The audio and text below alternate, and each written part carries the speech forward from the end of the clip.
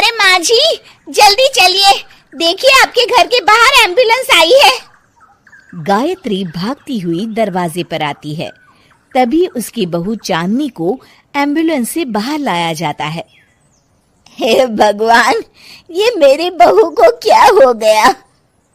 Accident हो गया माँ जी। अरे लेकिन ये कैसा एक्सीडेंट है? चोट तो कहीं नजर नहीं आ रही। अरे माँ जी, दिमाग में अंदरूनी चोट लगी है और ये अपनी याददाश्त खो बैठी है। हैं? मेरी बहू याददाश्त खो बैठी है, अब क्या होगा? आप फिक्र मत करिए, बस इनका अच्छे तरीके से ख्याल रखिए। मैंने दवाइयाँ दे दी हैं, अब मैं चलता हूँ। अगले दिन अब तेरी तबीयत कैसी है बहू? बहू? किसकी बहू? हम भैरवगढ़ के ठाकुर विक्रम सिंह की बेटी रूपवती हैं। हम एक राजकुमारी हैं और तुम हमारी दासी हो बुढ़िया। अरे बेटा विशाल, बहू कैसी बहकी बातें कर रही है। अरे कुछ मत पूछो माँ, रात को मुझसे अपने पैर दबा रही थी। सर पर चोट लगने की वजह से इसका दिमाग पूरी तरह खराब हो गया है और ये अपने आप को राजकुमारी समझ रही है। तभी वहां चांदनी आ जाती है। तुम दोनों यहाँ क्या खुसुर फुसुर कर रहे हो? कहीं तुम दोनों मिलकर हमारे खिलाफ कोई षड्यंत्र तो नहीं रच रहे हो? हम तुम्हारा सर तलवार से उड़वा देंगे, समझे? अरे नहीं नहीं राजकुमारी जी, हम तो आपके सेवक हैं। भला हमारी इतनी हिम्मत?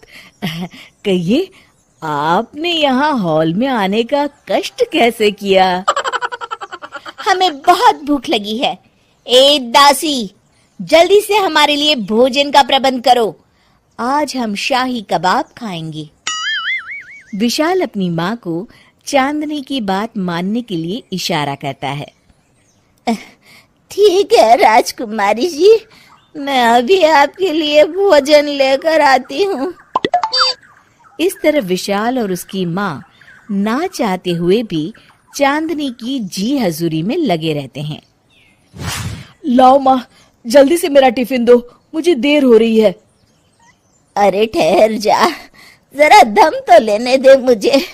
सारे घर का काम मुझे अकेली को करना पड़ता है। तेरी बीवी तो राजकुमारी बनी बैठी है, सारा दिन हुक्म चलाती रहती है। अरे माँ, मेरा भी तो यही हाल है। फिलहाल तुम मेरा टिफिन दे दो, मैं चला। रुको, कहाँ जा रहे हो? अरे मर गया रे, ये कहाँ से आ धमकी? आज हमारा जुहू चौपाटी घूमने का मूड है और हमें अपने लिए नई साड़ियाँ भी खरीदनी है।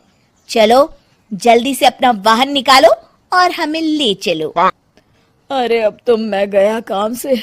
अगर आज मैं वक्त पे ऑफिस नहीं पहुंचा तो मेरा बॉस मुझे नौकरी से निकाल देगा। मरता क्या न करता।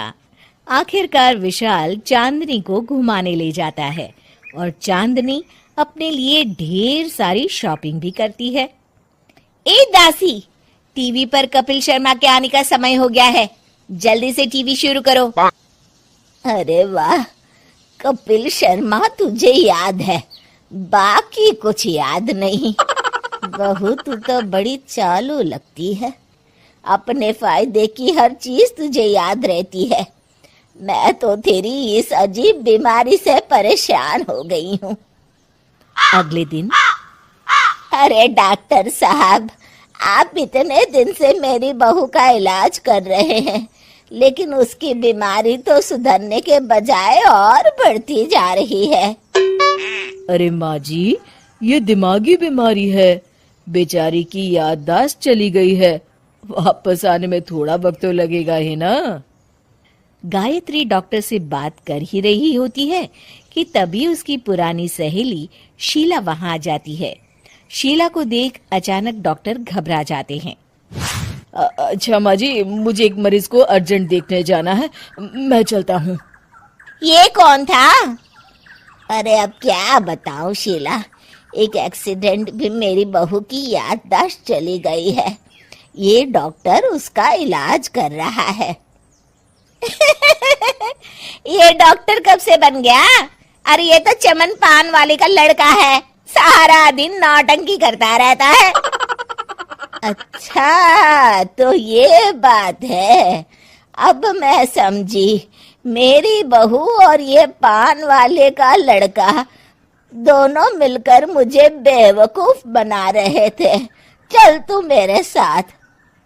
गायत्री शीला को एक बड़ा सा डंडा हाथ में देकर अपनी बहू चांदनी के कमरे में ले जाती है। बहू, ये मेरी सहेली है, एक डॉक्टर है। इसने तेरे जैसे न जाने कितनों का इलाज 2 मिनट में कर दिया है। इसका कहना है कि सर पर जहाँ चोट लगी हो, अगर उसी जगह दोबारा किसी बड़े डंडे से जोर से मारा जाए तो मरीज की याददाश्त वापस आ जाती है। देख, हम डंडा भी लाए हैं। अपनी सास की बातें सुनकर और हाथ में बड़ा डंडा देख चांदनी घबरा जाती है। अरे बाप रे, मैं तो फंस गई। इस डंडे की एक बार की वार से ही मैं तो चारों खाने चित हो जाऊंगी। अब क्या करूं, क्या करूं, क्या करूं? लेकिन गायत्री, डंडा सर पर ठीक उसी जगह लगना चाहिए जहाँ चोट लगी है। अरे तू चिंता मत कर, 2-4 बार मारूंगी तो एक बार तो सही जगह लग ही जाएगा ना। चल बहू, तैयार हो जा। अरे नहीं नहीं माँ जी, मुझे मत मारिए। दरअसल घर के काम करने से बचने के लिए मैंने ये सब नाटक किया था। मुझे माफ कर दीजिए, मैं कान पकड़ती हूँ। दोबारा ऐसी गलती कभी नहीं करूंगी।